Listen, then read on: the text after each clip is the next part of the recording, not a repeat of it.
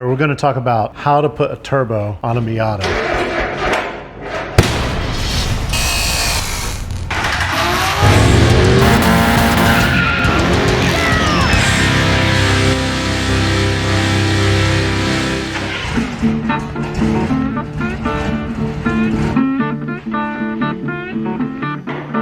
I have to get Miata finished. Today was my daughter's birthday, so obviously I didn't work on the car today. It's about 10:30. I'm sleeping here tonight. This has to be done, so it's gonna be all-nighter, almost an all-nighter. I'll take a nap, then we'll take this down to the sign shop and do all the finish welding. All right, we're gonna get started. So we've been prepping the Miata Kart for Ziptie drags, and the Miata Kart is our $200 Miata that we bought specifically to chop and turn into a street legal go-kart. Now, if you saw earlier, we bought the cheapest eBay turbo kit that we could find, and at the last minute decided that we were going to turbo the Miata before Ziptie drags. Now, before we could turbo the Miata, we had to take care of some other things, finishing up the cage, putting on a tow bar on the front, and a place to put cargo for the trip. And if you haven't met Ryan on the channel before, he spent a couple hours helping me do this, as well as working on some stuff on the Miata behind the scenes to make this happen. So big thanks to Ryan. All right, update. We already broke a drill bit, which is what we needed to put this first step on. So Ryan went down to get new drill bits. There's so much of the stuff that's just like running back and forth because we broke a tool or we are poorly organized. So my lesson to you is organize your tools. Like, keep them organized. I'll let you know a little secret is I bought this tool set specifically for this case. I didn't want to spend 3 days trying to get all my tools back together just for this trip. Harbor Freight on sale for 30 bucks. It will always stay with the Miata.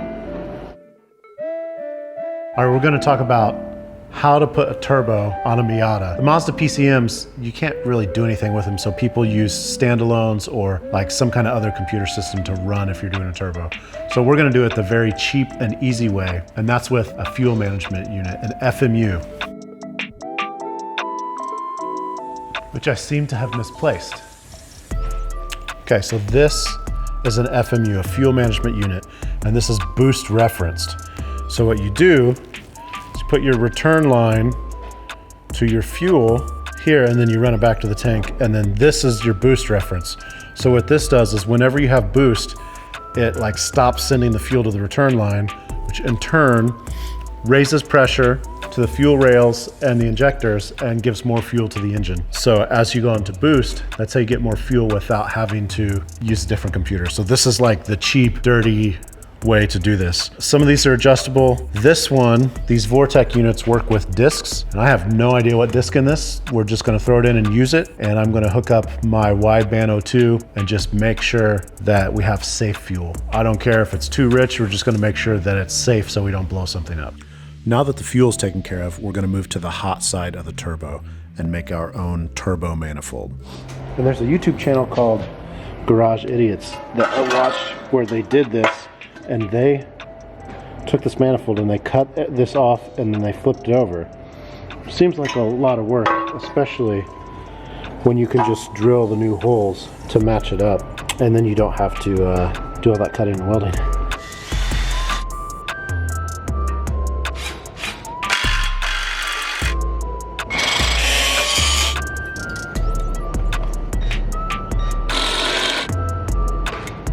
I did not think this through. That was dumb.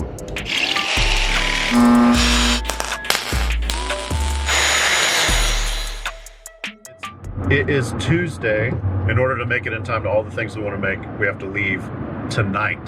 Plan is finish the bare necessities, hopefully be done at a reasonable time this afternoon, so I can go home, chill with the kids, relax for a little bit, maybe take a nap, and then it's drive through the night and the next day to Tucson, get some sleep, drive to LA.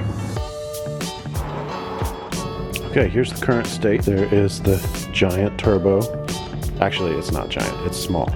Ryan came over last night and worked on this rocker so that it doesn't look like garbage like it did before. I'm gonna run oil lines, hook up the FMU, O2 sensors, spot weld a couple things, take it up to my dad's shop, use the welder with the good electricity, finish weld everything. This is the point of no return where I'm gonna drill a hole in the oil pan, so if it goes wrong, the whole trip's ruined. All right, big drill bit, grease on the tip, then change the oil afterward. The grease is to catch all the shavings so they don't go in the oil pan.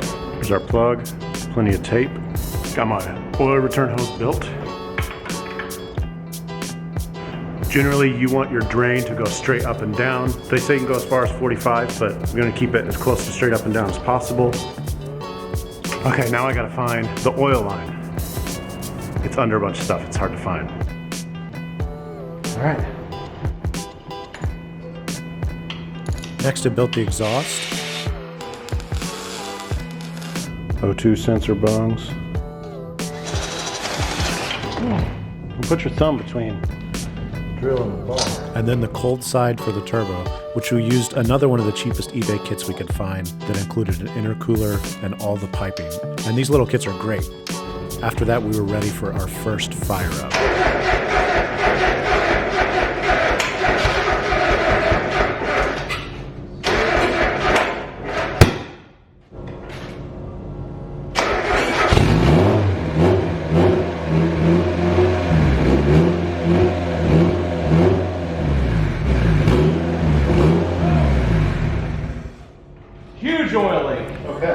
It turns out there's a blind hole exactly the same size as the oil pressure sending unit hole, an inch above it. So obviously we had ran the oil line to the wrong hole and lost almost all the oil out of the crankcase.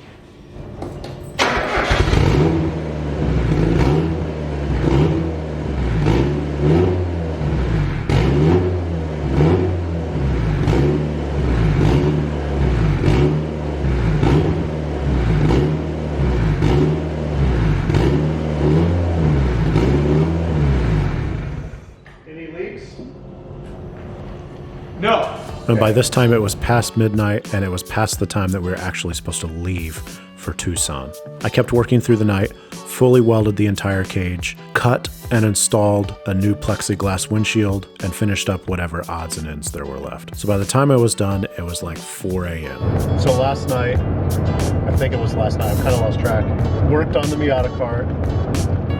Lots of things went wrong. Then when I went to finish the welding, I ran out of wire for the welder.